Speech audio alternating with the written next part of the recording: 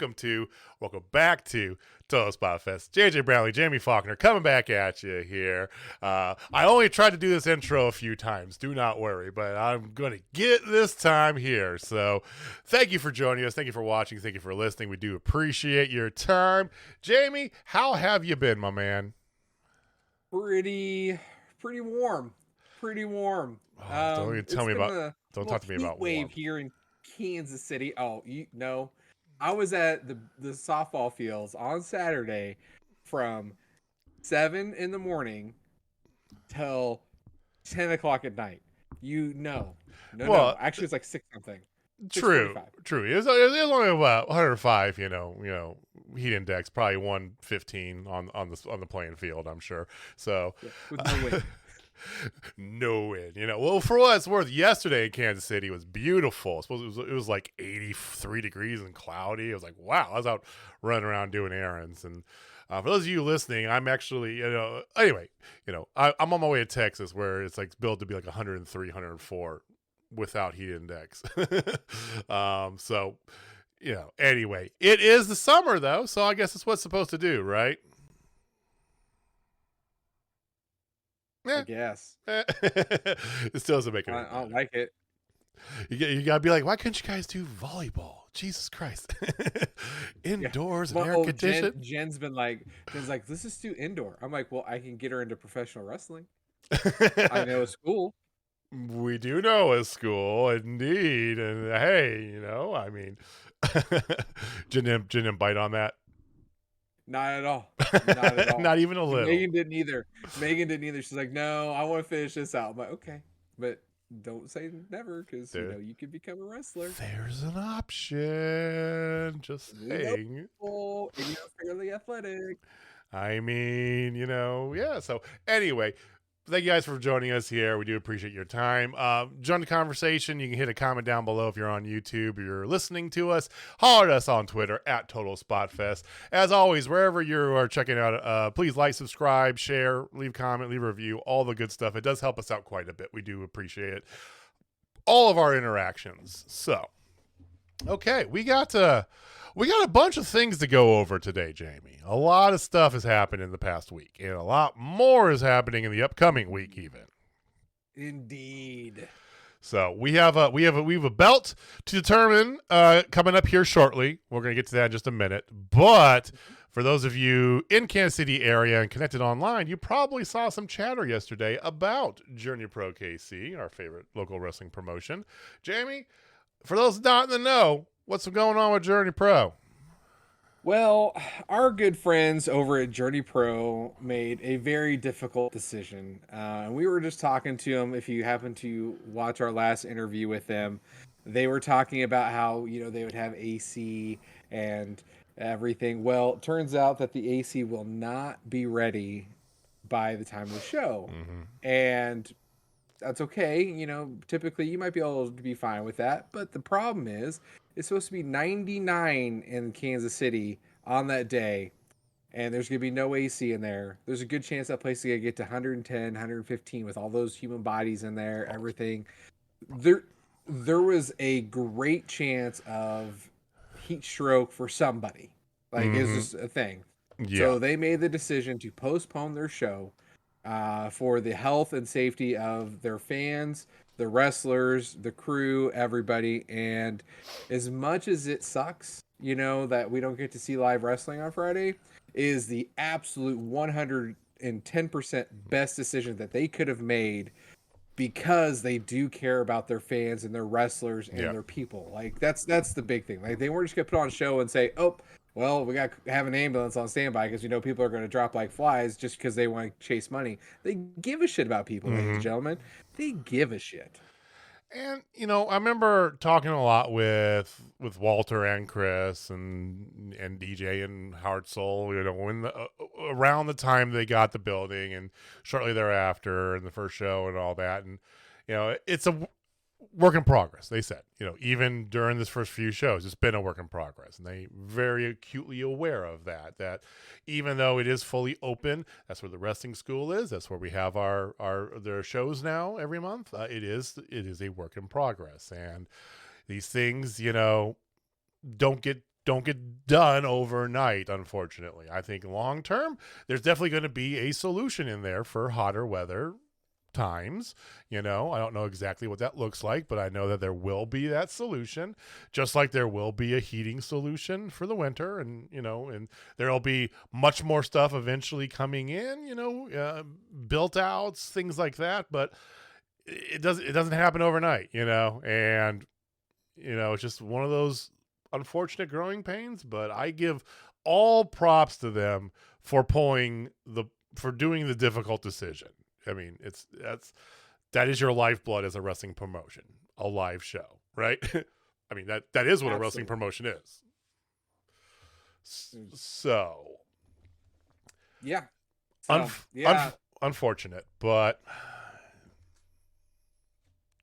right call. It was the right call. So, with great power comes great responsibility. Now, do you think there's any levity to the rumor that since I wasn't going to be able to make it, they just said, fuck it, we can't do the show then? Well, they were worried that Uncle Ben would die, not you. No, I'm kidding. Walter, if you haven't listened, go check out our interview. It's still a fun interview we had with a really fun interview with Walter and Chris. Walter did threaten to block the IP of all of North Texas, which is where I'm going to be this weekend, just so I couldn't watch the show. So anyway, we know that next month they have an idea for what's going on here. It's not been finalized, and we don't want to speculate, but we've been talking with them a little bit here. So knock on wood, should not be a problem next month. As always, stick to the socials. They're on everything at Journey Pro KC. Updates coming soon. Now, since we don't have a wrestling show, I want some independent love going on, Jamie. So we like to do every week, if possible, we like to do a little spotlight of some of maybe maybe you don't know, some independent wrestlers to look out for. So, Jamie, do we have an independent wrestler spotlight that we can feature this week in place of a Journey Pro show? We do. And this one pains me a little bit, but this man deserves his flowers. He deserves his flowers. And it is none other than Jeremy Wyatt. Oh, wow. Okay. So, Jeremy Wyatt, friends of the show know exactly how Jeremy Wyatt and I get along. He refuses to do the greatest submission of all time. I'm not going to name it. But it's, one of the best things that's ever happened to grace the squared circle. And it's okay, but I'm gonna give Jeremy Wyatt his flowers, because all right, as much as I bitch and moan about him not doing that, and we have this running it's a lot thing, he's really damn good. Absolutely. He is scary good. That's the thing, he is everything I should love in a wrestler. 100%. He's technically sound. He is arguably the best technical wrestler in the Midwest. I don't care. Throw him up against anybody. Yeah, this guy's got the goods. An amazing guy on the mic. He can draw heat from anybody at any time, anywhere. He is the heat seeker, man. He can just get it. He's the all-time heel. I should love this guy. I should. Yes, you should have a poster and a wrestling buddy on your bed. For real. You know what? If Jeremy Wyatt would actually have some goddamn merch, I'd buy it, but he is 100% against it, which is another thing I love. It's he's not going to do that's how heel he is. He's so heel he won't get merch. And I love the guy though. He is committed to the bit just as much as me. He deserves his flowers. Wow. Excellent wrestler. On Twitter at Jeremy Wyatt 1. Give him a follow. He's 100% taking credit for breaking the AC at Journey Pro. I did. I didn't catch that. Is he for real? Yeah, he said, I broke the AC. I can handle the heat. Apparently the rest of you can't. In typical heel mode there. Very right. And he's got stables in multiple companies right now. So he's got a CSW stable. He's got the stable, of course, in Journey Pro with the Reckoning, who comes out to seek and destroy. He is everywhere. Midwest. If you are a promoter and you're listening to this, give Jeremy Wyatt a legit look. You will not regret Yeah. it. I mean, I like branch out of the Midwest too. I like to see him face some people down south, out west, Oh God, yeah. Northeast. I Mid mean, South wrestling. Him and Mid South. Oh, he's done. If I remember correctly, I think he's done some Mid South, some Florida wrestling. But he's got family here. I think he's got wife and kids, and so that might impact some of his travel decisions. I don't know, but primarily he stays in the Midwest. Very interesting. I wonder what his response is going to be when you tweet out for our video today and tag him in it. I wonder what his response is going to be.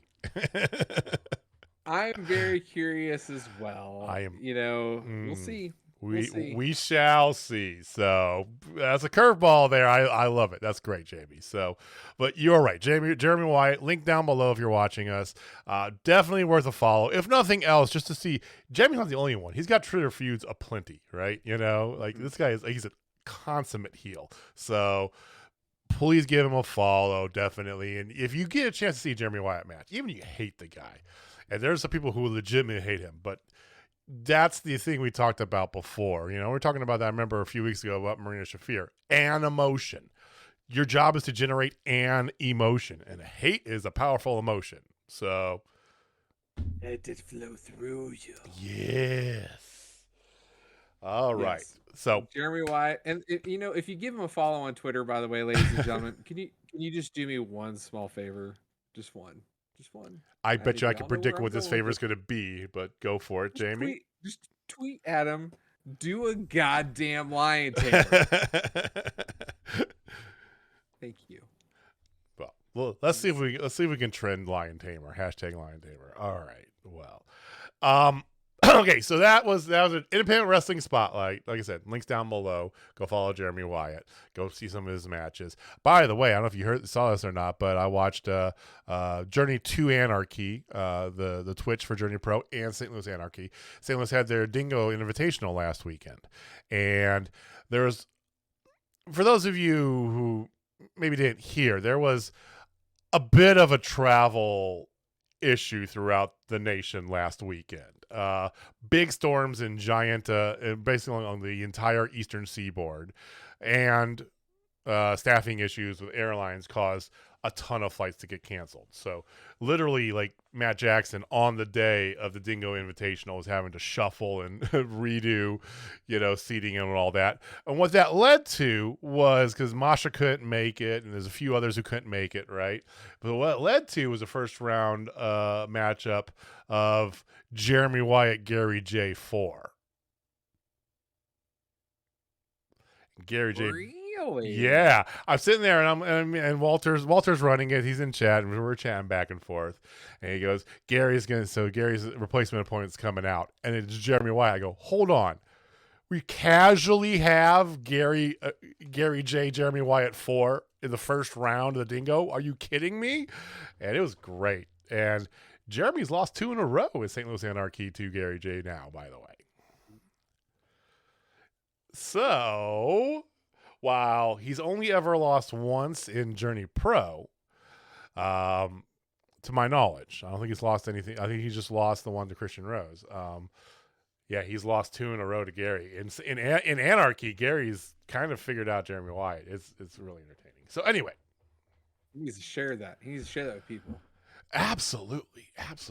So, okay, we have some business to get to. So, for those of you follow us along, know that we have a bit of bragging rights we do on pay-per-views. You see above above I got Wyatt on the brain. Above Jamie's head, you see it on the graphic if you're watching us there. He's got a little title belt showing because he is the current reigning and defending. I did it for you. You happy? Total Spotfest pay-per-view pick champion.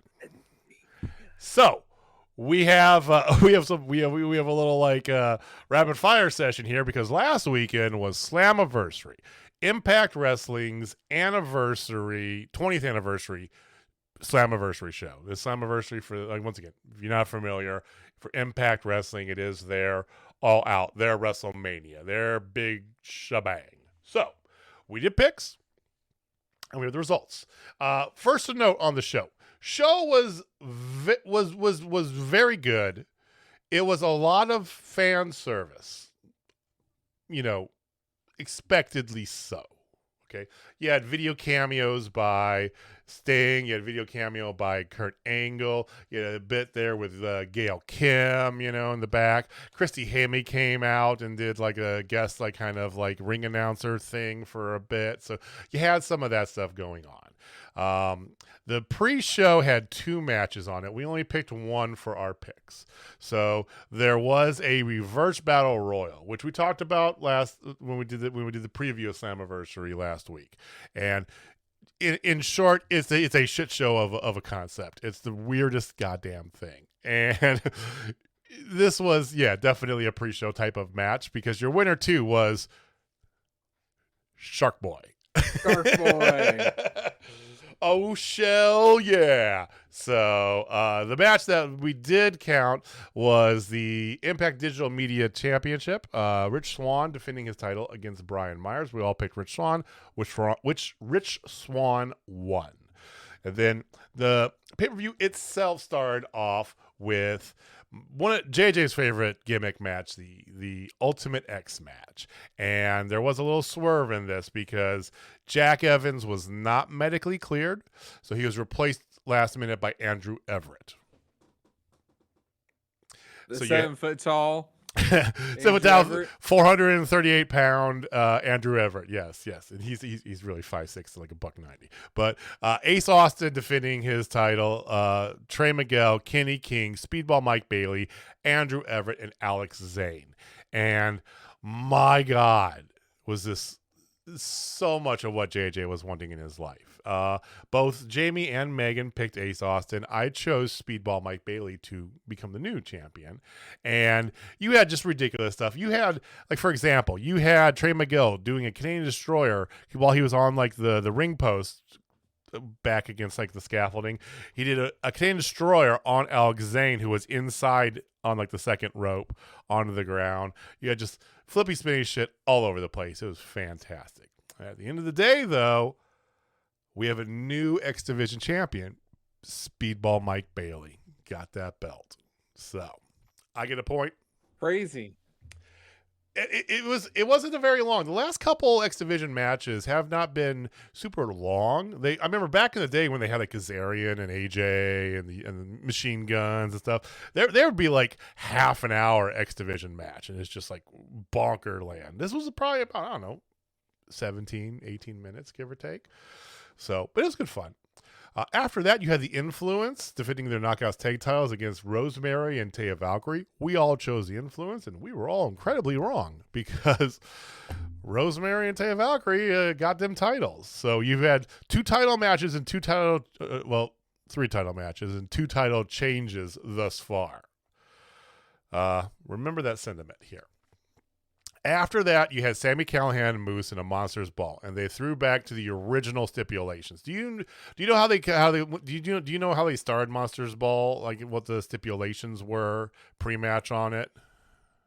No. So when it was first created, it was because it was a time too when you had Abyss in his prime, Rhino, Sabu, all this stuff. So before the ball, in order to have maximum carnage, the kayfabe was that the competitors were locked in separate rooms with the lights out. No lights, no food, no water for 24 hours before the match.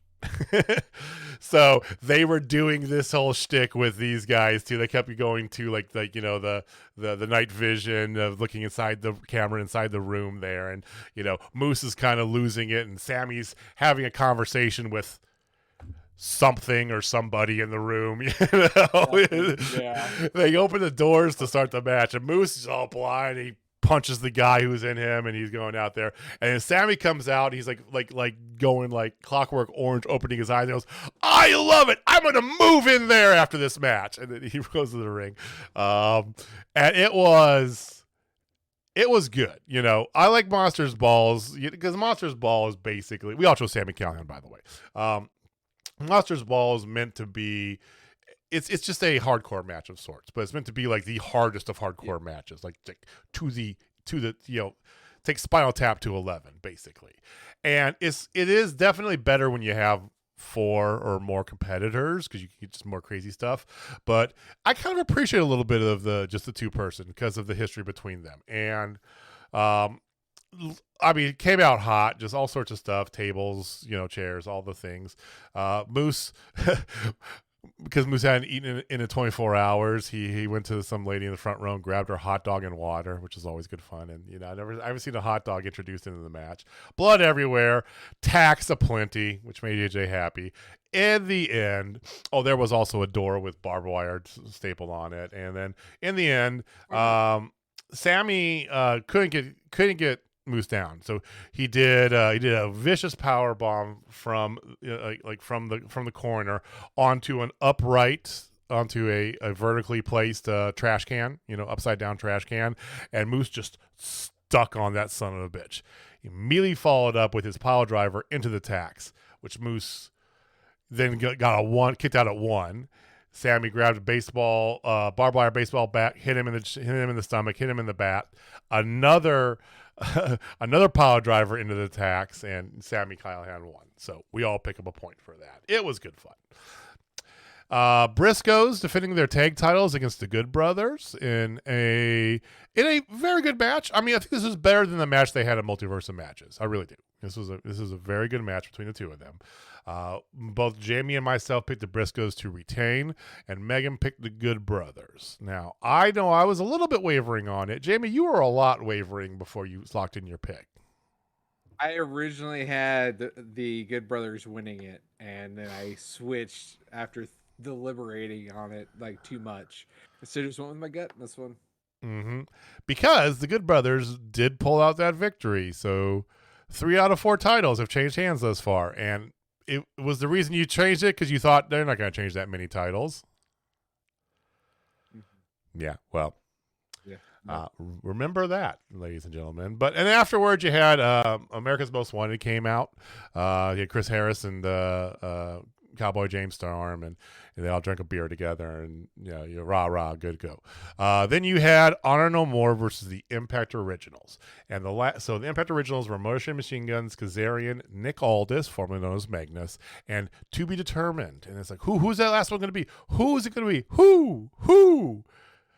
Well, thoughts of Samoa Joe, AJ Styles was the dream. It wasn't going to happen. Christopher Daniels, all this stuff. If you looked at this match, it was really pretty obvious, honestly, from if you would just looked at the match, because Honor No More is led by Eddie Edwards. So the TBD was his former tag team champion, who he feuded with after they turned on each other in Impact Wrestling, Davey Richards. Davey Richards was the, I mean, in hindsight, yeah, it makes sense. This was a big fan service match. Like I said, lots of old throwbacks there. Kazarian's wife, Tracy Brooks, was in the front crowd, and her Maria got into it. Brian Hebner was in there, and he got knocked out. So his dad came in, ripped off his T-shirt. He had an old TNA referee striped shirt on. He counted the pin. Impact OGs do get the victory. I know, right? This one was the easiest one. On the 20th anniversary, do you really think they're going to? No. Come on now. After the match was the interesting thing. So I've made mention you had a Sting and you had a Kurt Angle, video vignette thing before. And sure as shit, and you probably saw it on the internet, if those of you who don't follow Impact Wrestling, you probably did see it on Twitter, but AJ Styles had a video. And oh my God, it was just like, and he, in the middle of it, he probably contractually, but he did say he wanted to thank WWE for letting him do this, because they understand how much this means to me, So that was a good gesture. I'm pretty sure that when the Royal Rumble came around, and they're like, hey, we need people to fill up this women's Royal Rumble. Can we have Mickie James? And they're like, let's talk about June real fast. Because, but it's good. It was good. And he waxed a little bit poetic about some different things, and he circled back to my favorite match of all time. AJ Joe Daniels. So the match that changed everything. It's really the match that got me back into wrestling at the time, so independent wrestling and everything like that. So, okay, you have 2 more matches left. So at this point, we're sitting at, I have 4, Megan has 4, and Jamie has 3. Now, we all picked Josh Alexander in the main event. So this next match, which was the Women's Queen of the Mountain match, is going to basically determine where we go. So there's 5 people in this match, and we each chose a different person somehow. I have no idea how that happened. I chose Mia Yim, Jamie chose Jordynne Grace, and Chelsea chose Megan. Megan chose Chelsea Green. So if Mia wins, then I win outright. If Chelsea wins, then Megan wins outright. If anybody besides those 2 or Jordynne Grace wins, so if Deonna wins or Tasha retains, me and Megan go to a tiebreaker. Jamie's out. But if Jordynne Grace wins, 3-way tiebreaker. So we are all over the board on this. Can go any direction. And Queen of the Mountain, first ever women's Queen of the Mountain match. And it was, this match is a bit of, it's not quite the shit show that the Reverse Battle Royal is, but it's just like a lot of stipulations kind of bundled into one. They still did a decent job with it, and there were some stupid spots on it. You had Mia Yim doing her best Sheldon Benjamin impersonation and then calling him out on pay-per-view TV. Perfect. She ran up the ladder, did the thing, and then she looks at the camera and says, I'm better than Sheldon, It's like fantastic. I love it. That's never going to die. I love that. And then you had Chelsea Green and Deonna Purrazzo damn near died because they got pushed off of the tall ladder from the ring onto 2 tables on the floor, and Chelsea absolutely slammed her head on the concrete, 100%. So, it looked bad. Her husband's video reaction was fantastic too as it was happening. You see him, you hear his voice, and he's videotaping him watching it on the laptop. He goes, "What the fuck?" It was fantastic. Came down to it. Everybody got qualified, and Jordynne Grace hung the belt up. She is your new Knockouts Women's Champion. She deserves it too. She deserves it like a son of a bitch. It's like so hard. Yes, like she does. She won the belt right before the pandemic and then dropped it during the pandemic, of course, So, it's one of those things kind of like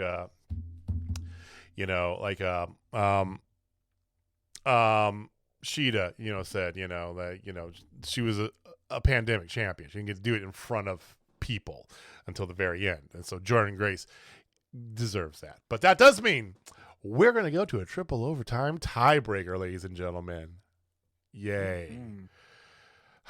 Because everybody, if you've watched us at all, you know how much JJ likes those tiebreakers. JJ's over in tiebreakers. I might have won one. I think I might have won one a while ago. Since we've been doing it on the show, you're over. Is it? I'm probably. You've never ever won it's not a tiebreaker. So before we get to that, I'll talk about because it kind of ties. So we did tiebreaker on the next match, okay? And so closest to it, over under, but closest to it is the winner. I said 18 minutes 35 seconds. Jamie said 19:21, and Megan said 20 minutes 35 seconds. So we're all within a pretty tight range there, honestly. And if it's a super short match or it's a really stupid long match, cool. It's very cut and dry, but we're all pretty close there. So my BP was up a little bit watching this match. Just saying. The match though, Josh Alexander, Eric Young for the Impact World Title. Oh my God, this was great. This was fantastic. I mean, I'm not going to put this on a match of the year caliber necessarily, but I loved this match. It was so good. Alexander came out with like his whole attire was all like tribute stuff. So his singlet was tribute to Kurt Angle.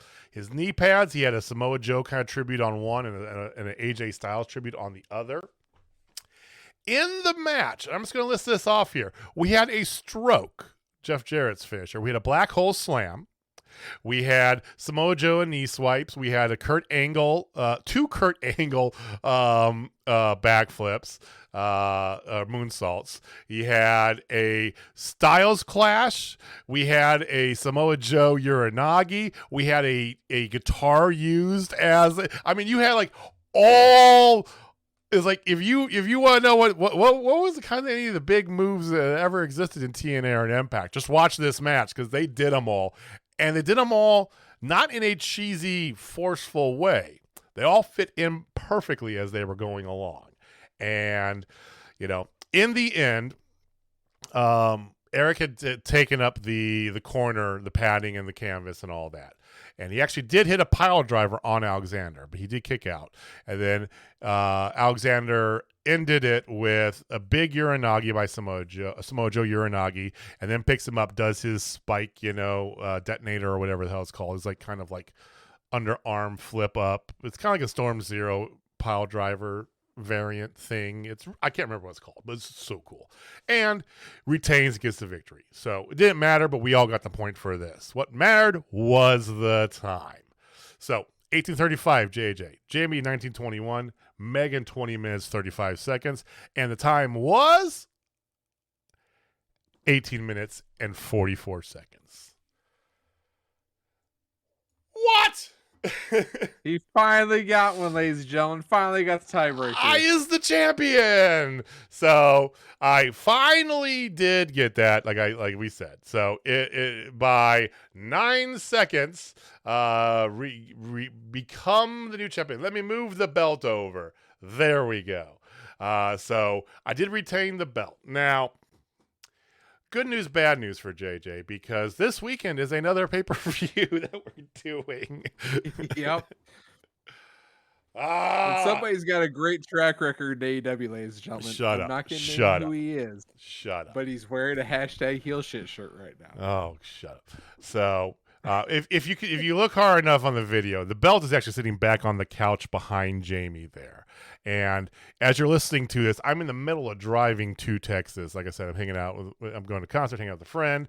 I'm coming back Sunday during the day. So literally, I am your champion right now, but I may not even get the belt in my possession. I just, but on here, it's right there. There she is. So may the odds forever be in your favor. We shall see.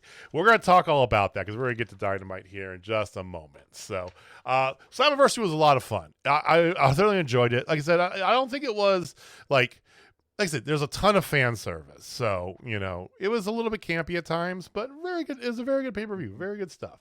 And I just double checked before the pay-per-view, just FYI.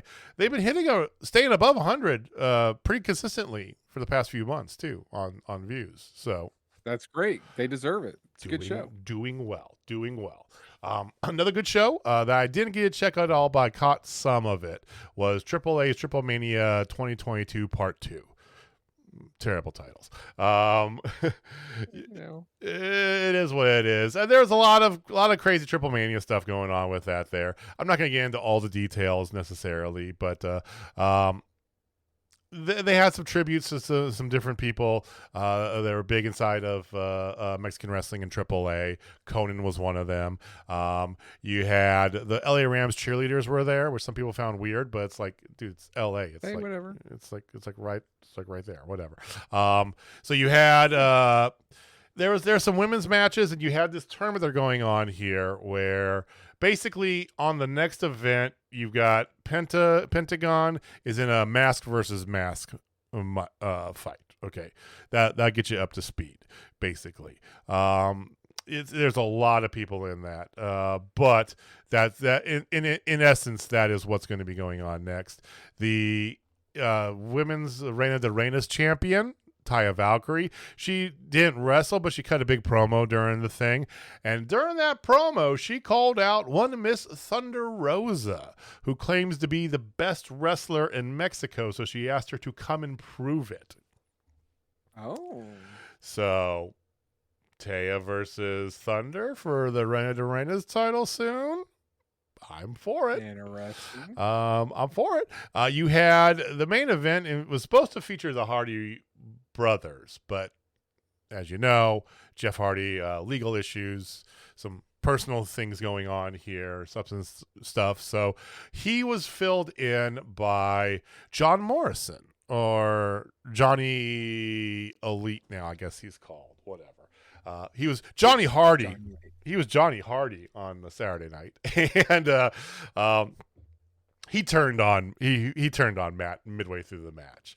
So it is what it is. So anyway, the one match that I really wanted to talk about, and the part that really got me off, was, and once again, you're not going to be surprised with this match because it was a 5-person title unification match. So the AAA World Cruiserweight title and the AAA Latin American Championship, they wanted to unify those. So they had Taurus, Black Taurus, Laredo Kid, Bandido, Hijo del Vikingo, and Rey Fénix in a match. Oh, give me, just pour it all over me. I want to bathe in this. Yeah, exactly what you think. Now, the winner ended up being Fénix. Fénix won, so you got those 2 other titles getting there. After the match, you had a stare down between Fénix and the AAA Mega Champion, which is their main title, Hijo del Vikingo. So they're definitely setting up for Fénix Vikingo for the top title. And I am on board for that like you wouldn't believe. Sounds flippy and spinny. That shit is. So, all right. Now, I've been going way too much in this other stuff here because we had a lot to get to from Dynamite last night. So I'm going to turn back over to you, Jamie. Let's go through Dynamite, the build-up for Forbidden Door. Oh, you mean the greatest Dynamite that has ever happened? Yes, okay, I do. That's I do. A stretch. It's a stretch, that's but there's one reason why you said that, and everybody knows what. Okay, we're gonna get to it. Let's go. If you're a fan of the show, you know why Jamie got really excited about this one, and you as a wrestling fan should have as well. Yes, ladies and gentlemen, we heard something tonight. We heard last night. We heard it. We felt it. And now there's a fatal 4-way from it. All right. You want to start with that? Because No. Okay, all right. You're chronologically go through it. So we'll start off the night with a promo, which is very rare for them. But it was a good one. It was Bryan Danielson just saying he's not medically cleared to do shit right now. Mm-hmm. And he was supposed to face off against Zack Sabre Jr. because Jericho paid Zack Sabre Jr. to face him, whatever. But yeah. But he's gonna get a technical match at Forbidden Door, and instantly, where's your brain going? One name. Because I thought of one name too. It was your name, Claudio Castiglione? No. Oh, that's what my name was. I went straight to Claudio. You thinking a little Rebel Heart? Nope. Who the hell's your name? Joe. Oh. He's already on the team. Like because it's a replacement. Like that's the thing. Like I feel like if it was Claudio or if it was Johnny Gargano, it would be a bigger thing. Than hey, they're gonna replace me. Because it almost feels like it's doing them discredit. And he did say, I look forward to seeing what they can do in AEW. That's the only thing that caused me pause. That's why I went to Claudio. And the technical piece, and Claudio is a very good technical wrestler, but if I had to compare Claudio and Johnny Gargano on who's the better technical wrestler, I'm easily going towards Johnny Gargano. Without hesitation. See, I think Claudio fits the bill of the Danielson type, though, a little better. Just He does. He does. Either one would be great. Whatever. I heard people say Gresham as well. Oh, I like that idea. That actually makes a lot of sense to me, as well. I don't know if Joe's shoulder is fully healed yet. I don't know. I instantly thought Joe. Okay. Then he said the piece about they'll do great, and that caused me pause.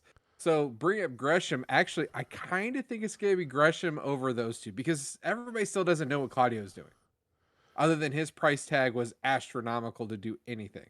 Right, which is not necessarily indicative of his direction. It could be one of those things like, I just want to take a break, and if you want me to wrestle, I'll do it for a stupid amount of money. One of those like price yourself out of the market bits, and if someone pays it, okay, well I guess I'll go. That to me is what I felt like, and I follow him on, as I subscribe to him on Twitch, and his streams are good and fun and everything, and it feels like he just wanted to step back from everything. I mean, did you know he's our age? He's like a year younger than us. So hell, Tetsuya Naito just celebrated his 40th birthday yesterday. Yeah, I mean, Claudio looks fantastic for 40, 41. But yeah, he could just be like, I'm at that age. Let me take a little time off. I don't know. What do you guys think? Let us know. What do you guys think? Do you think it's Johnny? Do you think it's Claudio? Do you think it's Gresham? Is it somebody we haven't even thought about? Is it MJF? Now that would be a swerve like a motherfucker. That just legit just popped in my head. Out of nowhere. That would be amazing. Or is it somebody? Yeah, is it somebody that we couldn't even think of right now? I don't know. I don't know, man. Because I tried to think about it too, and I was like, well, maybe it's somebody from like a different promotion that could do like an on loan thing, like somebody from Impact, somebody from MLW, or from Ring. But I'm trying to. I couldn't think of Nick Aldis, maybe. I mean, he wouldn't come. He's already said he wouldn't do it. Yeah, so that's what I'm saying. He wouldn't go against anybody in Japan, and so it's like, it can't be any Mexican wrestlers because New Japan's put the to that. It can't be El Vikingo. The day that Vikingo is on a major American promotion, because I feel like a lot of people still have no idea what that guy can do. I mean, he's only been in. I think he did a little New Japan or Noah, but he's pretty much been. He's pretty much been. I remember like his young Vikingo. He was back because back in the day, Impact had a relationship with AAA and with New Japan. So, but yeah, I don't know. I mean, I'm sticking with Claudio. That's my guess. Okay. Well, we'll find out Sunday, ladies and gentlemen, at #Forbidden Door. All right. So let's get to the first match of the night, shall we? Yes, please. By far the match of the night. By far. I give it to you. I give that because 1,000%. This was 100% setup. This was a go home show of go home shows. So the wrestling was mediocre, honestly, because it was more about build up. At least it felt like. Let me rephrase that. The wrestling was definitely more second fiddle to everything getting set up. Mm-hmm. There was only 5 matches. Yeah. And this match was Orange Cassidy and Roppongi Vice. That's Trent Beretta and Rocky Romero, for those who don't know. Going against Will Ospreay and Aussie Open. That's Mark Davis and Kyle Fletcher. Wow. That's all I got to say about this match. It was really, really good. I have not admittedly seen a lot of Aussie Open. I've seen a little bit of them, but not a ton. And from my untrained, eye to them, particularly those two men, it felt like they were just making shit up on the fly. Like, we're just gonna make 15 new moves up in the match, like team up moves. They're so good. Every one of them was crispy as fuck. It was so good. They were really good, ladies and gentlemen. And people are like, "Oh, why do you like New Japan so much?" It's like because they do shit like this. It's technical and beautiful. Like theirs was a mixture of technical, strong style. It's just that's all I gotta say about it. It was just that good. It was good, and Ospreay Ospreay is definitely the best wrestler in the world right now. 100%. Oh yeah. Well, who was it? I think it was Mark Davis who did the pull up. Like the guy was laying on the ground and he's pulling him up into a quick pile driver. I'm like, that is the sickest thing I think I've ever seen so quick. It's like boom. I was like, that's what Storm Zero should look like. Like absolutely 100%. I mean, like literally, they're saying stuff that I watch a ton of wrestling. You do too. And I was seeing things that they did that I have generally never seen happen before. It was like, what was that? I don't even know what that was.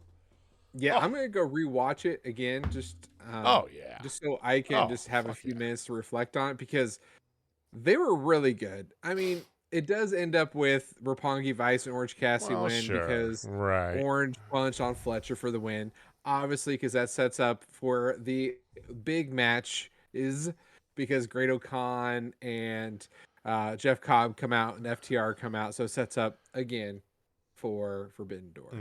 Right. But oh my god. Ooh. I mean, we didn't even.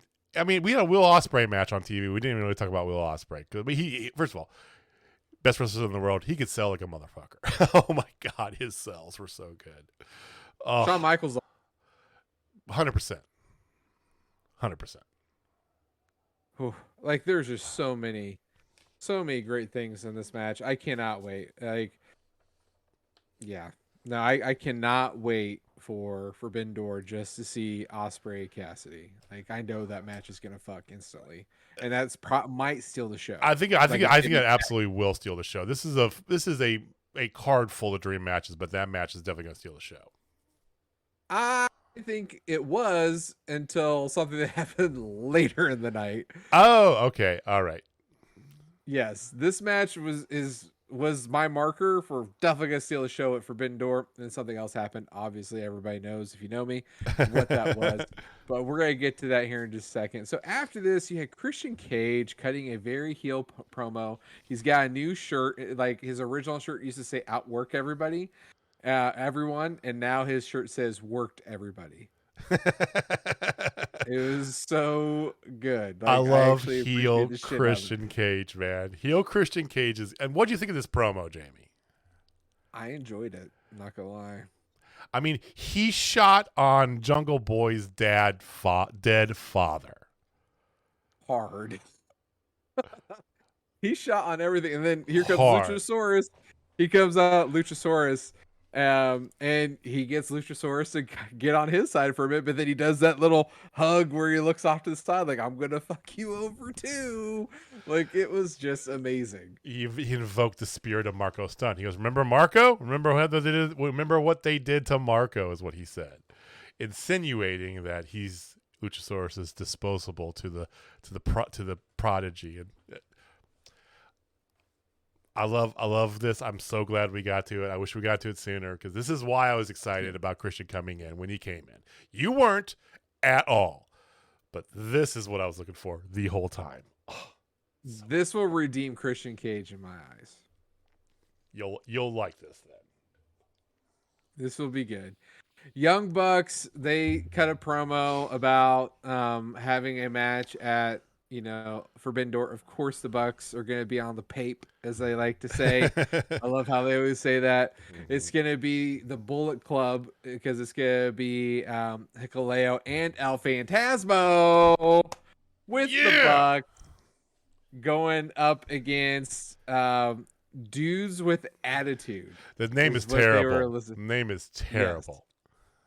Yes. It's just bad.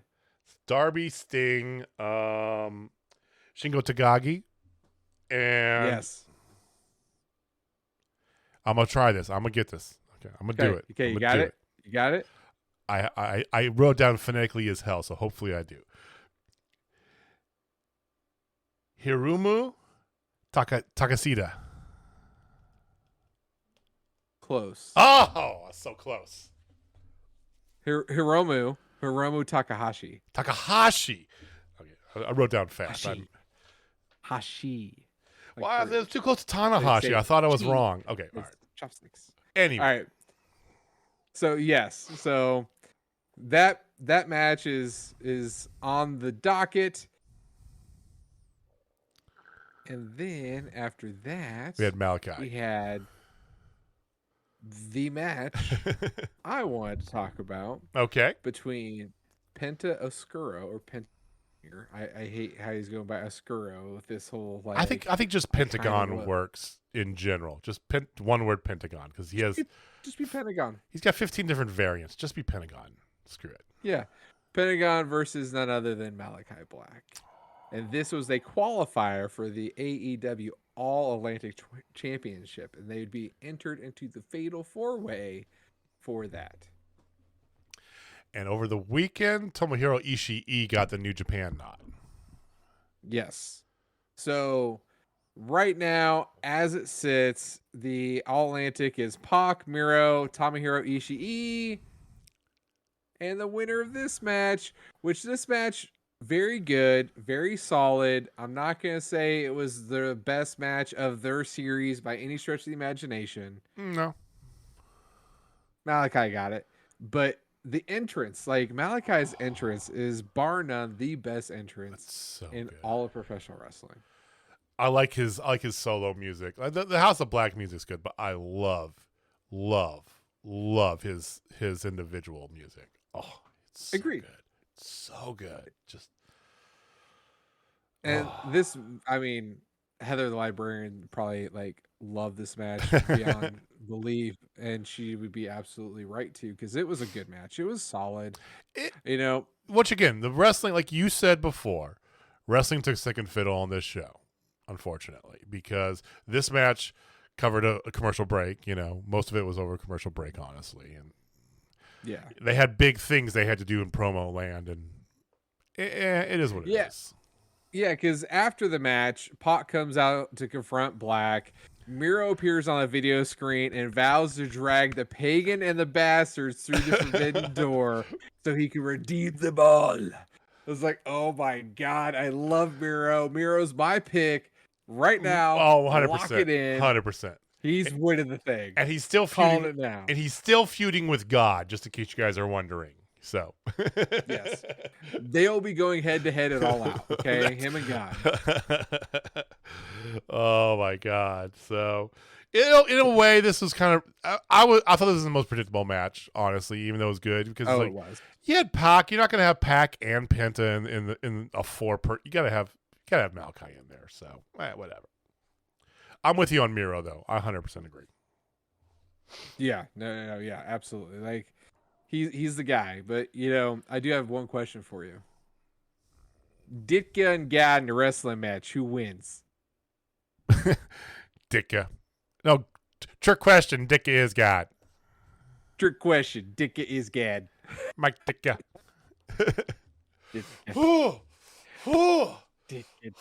Yeah. We're throwing back to old Baker's dozen, Bob. We just went back to like early 90s Saturday Night Live for those of you who are like, what the fuck are these guys talking about?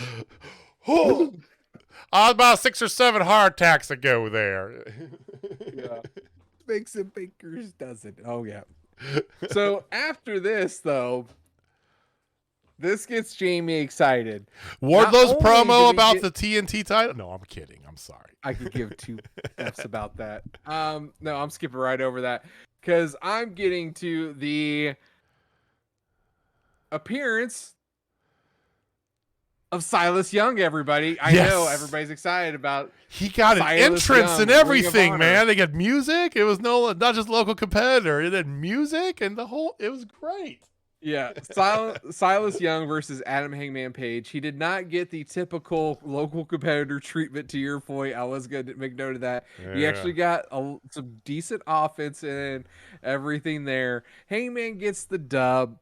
Big shock, but here's what happens afterwards. This is when things pick up, ladies and gentlemen. Business has certainly picked up. That's a terrible So right after the... Thank you. You're welcome. I'm sorry. It's bad.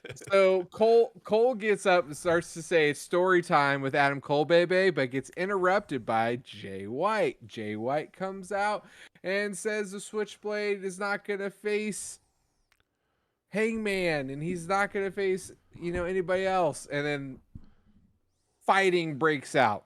Okay. So Hangman beats up on Cole. Switchblade. Then he knocks Cole off the edge of the ring. He does a few things with Jay White again. Hops out onto the side of the ring, so he's gonna do a buckshot lariat where he gets low blowed by Cole. And then at this point, Jay White is just all over him, just beating the crap out of him. Here comes Adam Cole holding up the belt like he's gonna smack Jay White and not Hanger. Oh, he 100% But was. then Jay White flips around real quick, goes, "Oh, pick him up. And then as he's picking him up, coin drop. Ladies and gentlemen, I'm totally envisioning Jamie as the manager of the Cleveland Indians in Major League 2 in the hospital with the earphones on, just standing up like, I love this shit in the middle of his daughter's softball game. Yeah, I was fairly composed, other than like I got really excited, shaking around, and may or may not have jizzed in my pants. I'll leave that up for you guys. I believe you. Yes, if you rewind the tape, I believe you promised to shit in your pants. That's if he showed up in Kansas City. Oh, okay, all right. I thought it was in. If you heard the coin drop in AEW, you were gonna shit. Okay, my bad. No. But yes, so Okada comes out, makes the save. Okada and Hanger face to face. Then they start beating up on the Bullet Club boys. So that sets up, ladies and gentlemen, a fatal 4-way for the IWGP Heavyweight Championship. Featuring none other than champion Jay White versus Adam Cole Bay versus Adam Hangman Page versus Kazuchika Okada. I totally thought as they were cutting away after that was done going to commercial, I'm like, oh, they're gonna do a tag team match. They're gonna deprive us of this. Okay, I got so pissed. All right. I started getting really pissed, and then they announced it was a fatal 4-way. I'm like, oh my god, thank you. Right. Thank I was you for like, giving me this. Which is, and Jamie will go through the whole card here in just a little bit, but we got 2 4-way matches and a triple threat match going on. You usually got paid double for that kind of action, Cotton. I love the multiple person match if it's done correctly. And so anyway, Rainmaker is here. Rainmaker is in AEW. And I get to see him on Sunday. Unbelievable. So I almost want to fly to Chicago. You look at those secondhand tickets for the event. Oh, after Okada got announced, I bet they went through the roof. So the women's match was right after that. The whole women's division was right after that, honest to God. Yeah. And it sucked because it followed that, but it was still a very good match. But I do want to say something here. Okay. I'm very happy for one thing and one thing only. Toni Storm versus Maria Shafir. Maria Shafir comes out. Nyla Rose is with her. She's going to get that Nyla Rose rub, and she needs that because God knows she has zero emotion, gives nothing. Nyla Rose, if anything that we know, is very emotional and can get people to gravitate towards her with heat, something. Yeah. And you got it there, and we were getting reactions out of the crowd because Nyla was helping. And I think that's very big for what they're wanting to do with Marina, because Marina is good, but just people just don't get her. She's technically good, and I think we talked about this when whenever she challenged Thunder Rosa, we were talking about the problem with Marina Shafir. Play on words because that's her nickname. This is what we do for a living, folks. Not really. We have real jobs. But yeah, so on Monday on Dark Elevation, Marina and Nyla teamed up, which when I saw it happen, I was like, because of course I watched Dark Elevation to make sure I get to see my Ruby Soho. Hey, Ruby. But, they faced off against the Wasteland War Party. They did. Hi, Heidi and Max. And Heidi looked really good in that match. Just want to say, Max looked great every time. But they keep pairing Max up with Nyla every time, too. But it is what it is. Point being. It's perfect. It worked really well because I was like, okay, there's something to this, I thought right there. And I'm glad that we have this immediate payback with it because Nyla's the number 1 ranked woman, and she's been that way for a while. So to justify her not getting a title shot, you got to put her in something. And I agree with you 1,000%. The right move for Marina is to give her somebody to help her character deliver something, right? You know, I've always, and I'll stick by my guns. I think that the strong, silent assassin type is a good character to have in wrestling. I think it is a good character. It has worked on many levels in different promotions all over the place, men, women, whatever, right? You know, just the way that Marina does it, something's missing. And maybe it's just Nyla. Maybe that's it. Maybe she just needs a sidekick or a faction or something to kind of get it over. Because this match was very good. I felt like, you know, it was a good match. And I think that, you know, even that little bit, like you said there, helped her. It was a lot better than it would have been if it was just her by herself out there, because the crowd would have just been yawning, you know, like they are sometimes. And I don't get it, because the technical side of her is really good. So I'm happy they did that. And, you know, if that is, you know, an investment in her, cool, right? She's got the skill for it. So let's see where it goes. And Toni Storm equals ratings, ladies and gentlemen. 100%. God, just do you think fan subscribers? Good God, like that's why she's on TV. She's a great wrestler, and I know this is gonna sound sexist. I'm sorry, but she's a beautiful woman, and there's a lot of perverts out there, and they're gonna watch because there's just a beautiful woman, and they don't even care the fact that she's a fucking amazing wrestler. She is ratings. Well, when you do one women's match a week, you kind of have to do that. You know, Tony, if you did 2 women's matches, you wouldn't need to put her front and center every week just to get the ratings. Just saying, you know, 2 women's matches is not that fucking hard. I know, and they're setting up the tag team match between Chris Statlander and Athena versus Jade Cargill and Kiera Hogan. Kiera Hogan. Like, they're setting that up. Like, why can't we just have that on Dynamite too? Just put it on there. Yeah, because I mean, lo and behold, Statlander and Athena have chemistry. I like it too. maybe not this week, because you're trying to get stuff set up, which I'm fine with. Post pay-per-view, do it. Wednesday. Yeah. Set up Britt Baker versus whomever, or set up, you know, Thunder Rosa defending, or Toni Storm defending because she's the new winner. Like, I don't know. Like, you know, have them, and then have more women's matches. It's okay, because you're doing the old school WWE thing where you got your hottest girl out there, you know, wrestling. Back then they couldn't wrestle, but, you know, like, it's an old thing. Like, these women could really damn wrestle. Like, people want to watch women's wrestling. As a father of 4 daughters, I want my daughters to see amazing women wrestling, because I enjoy it too. Absolutely. You know, but just Toni Storm is pretty. Yeah. Britt Baker is pretty. Yeah. But they can fucking wrestle, ladies and gentlemen. Like, they're really damn good. Like, watch them. Right. Give them more TV time. They fucking deserve it. Ruby is over as hell. Got Rancid intro at Double or Nothing. Every time she's on Dark Elevation, she's the loudest pop of anybody on Dark Elevation. Men or women. By far. Men or women. Yeah.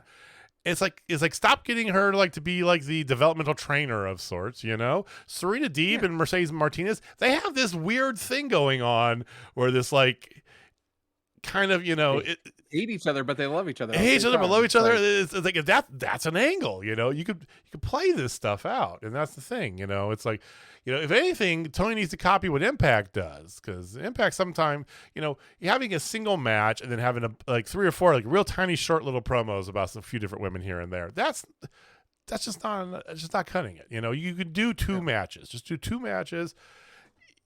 Whatever. As I said, I'm gonna harp on this every week until he does it. So yeah, it is what it is. 2 women's matches. For all of us? Do you think? What is your thoughts on the women's match? Because it's Toni Storm and Thunder Rosa. They had a little face off at the end afterwards, right? Yeah.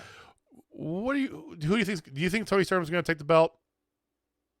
I kind of feel like it's going to happen, just because I'm 50-50. I'm 50-50 hardcore. I'm on the fence too, because, you know, after the sandbagging incident that we all witnessed, we were 100% on they're going to teach Thunder a lesson, And Thunder's been bitching and moaning about not having enough TV time. Right. We're gonna teach her a lesson. Like, we're gonna teach her a lesson. She's gonna drop the belt. But then I'm like, that would just demean everything that she did to get built up here. To have her, like, I know it's her third defense, her third legit defense. I think so. I think that's right. Maybe second or third, like, legit defense. I think this will be her third. Because she defended against Maria Shafir. I don't consider that a legit defense. Right. I think it's third. I don't know. So, yeah.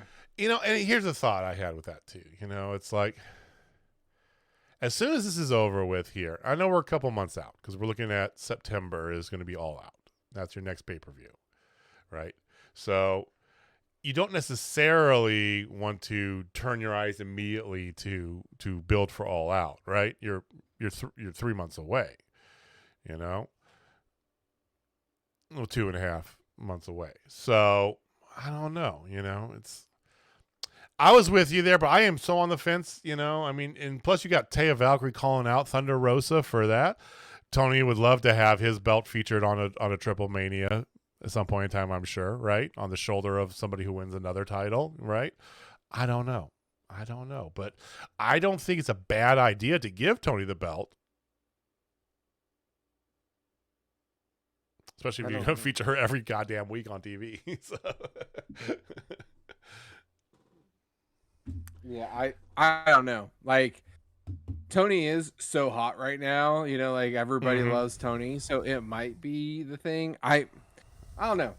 Like, I'm 100% on the fence on this, but damn it, give me another women's match. Like, do one singles match and do tag team, and then introduce a tag team belt. Just saying. I mean, tag team belt would have been better than a second singles belt. It would have. Yeah, like a mid card thing, but they're not mid card. It's no, it's the Jade Cargo belt until I have any other proof otherwise. That belt was just made so that he could have Jade Cargo with a belt on her shoulder because she's marketable as fuck. She is.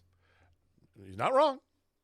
I mean, she's more shredded than a Julian salad, man. Like, I've never seen anybody chiseled like that. Like, she's got 0.1 body fat. I mean, Khan's a billionaire because him and his family are smart business people. So, I mean, I get it. Anyway, so that's our rant on women's wrestling. Let's get back to the rest of the show.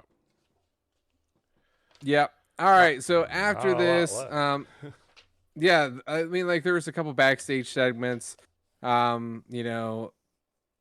Allin, whatever. And then Andrade, El Idolo, and Ray Phoenix discuss their looming clash at Rampage. That should be a really good match. Oh, thank you, Jesus. But then you get to the craziness, absolute bonkersness that is the main event. Specifically after the main event, too, honestly. Yeah, like, it was just like, I kind of cracked up, not even gonna lie. It was weird. So, Jon Moxley and Hiroshi Tanahashi versus Chris Jericho with Sammy Guevara and Tay Conti, sorry, versus and Lance Archer. So, it was the two combatants that are gonna face each other, and then Jericho, just because they wanted to get Jericho in there. The match was fine. It was okay. Like, it was fine. Tanahashi pins the Lance Archer. When he hits his splash. Tanahashi looked a bit slow. Jet lag, bro. I was like, he looked it. He looked like he was been up for like 36 hours. Just gonna say. He still did his thing, and he still looked good. I mean, he's older too. You gotta remember. That's a good point. He ain't no spring chicken. So, but after the match is when things got nuts. Because right after the match, Tanahashi and Moxley get face to face. All right, and it's like, okay, so we're gonna have them stare down at the end. Oh no! But wait, there's more. Here comes. That was at 4 minutes. 4 minutes to the top of the hour. I just want to say is when they started to stare down. So go. Yes. 4 minutes. 4 minutes of TV time to kill. Yes. So here comes Eddie Kingston. Starts attacking Jericho. Because why not? Sammy Guevara comes out. So, like, he starts attacking. Santana and Ortiz come out. Then here come Never 2.0. Almost called him Never Rise. Oh my god. Oh. Never Rise.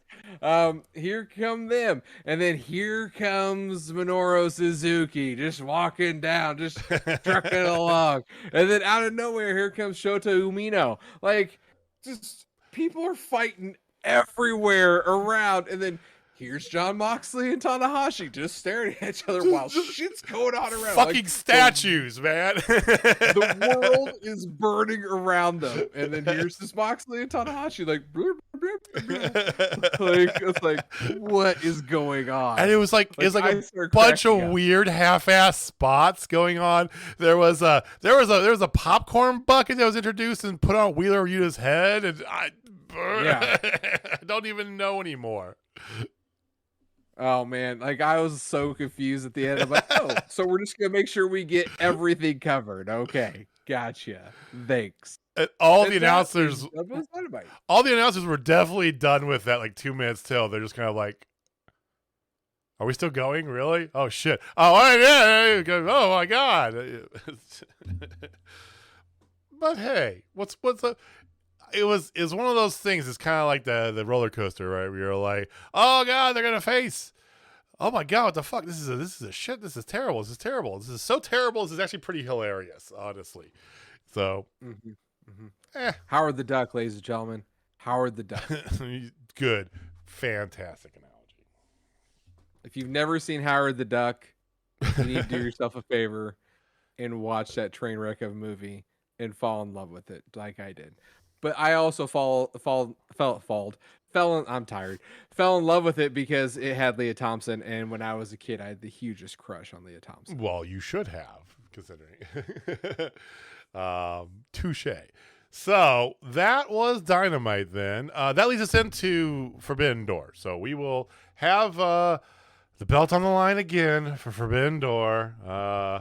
So we'll be watching it Sunday night. I'll be watching it on. I probably won't get home. I might get home like right at the start of it. So no spoilers, Jamie. Don't be texting me, letting me know that you want or anything. I'll probably watch it late.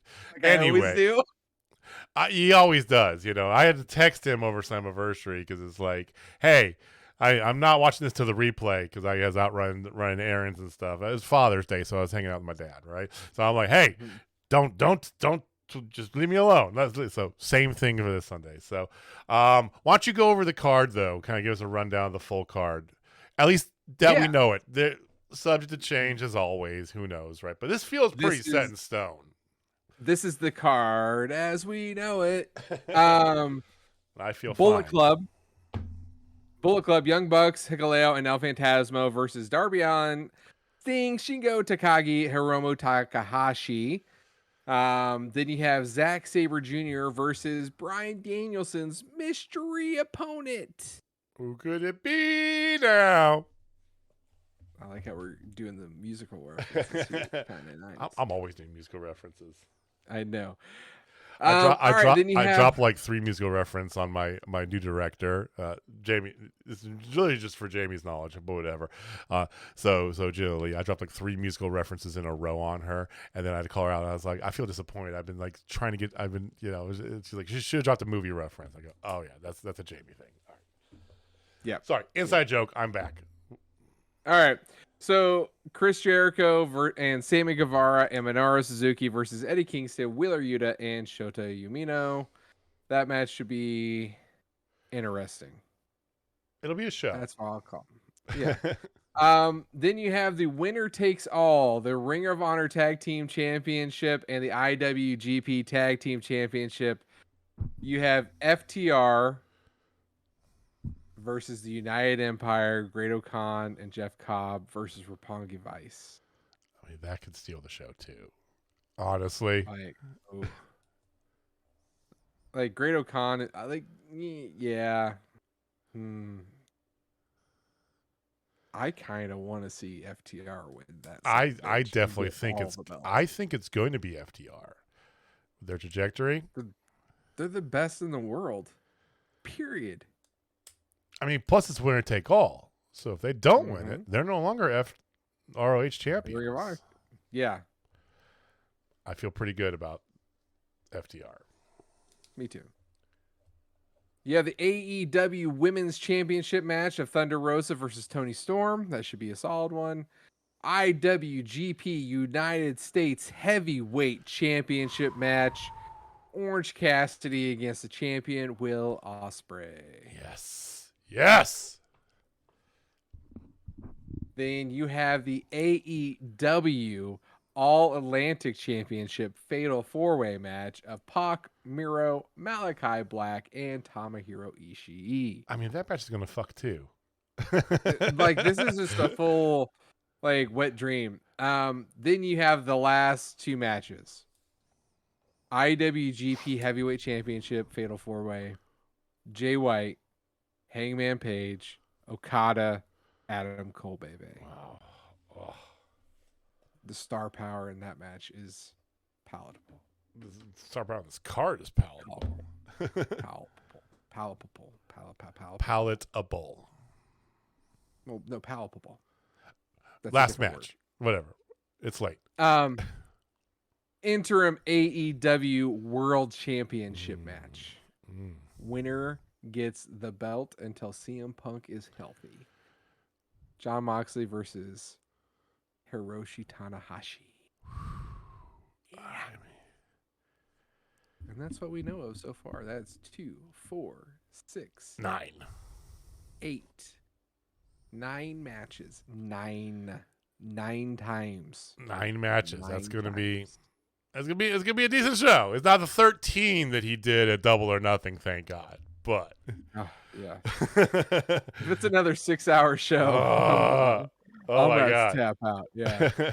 So, pay-per-view this Sunday. Oh, kudos to you lucky bastards and who got tickets or in Chicago going to it, because my God, this show. So, belt will be on the line. Next week, we will give you the results. What'll happen? Do I get to actually retain the belt and actually get it back physically? See, technically this isn't, I mean, you say that I'm not good, you kill at the AEW ones, and I don't never win AEW ones. But it's only half an AEW pay-per-view. It's also a New Japan pay-per-view.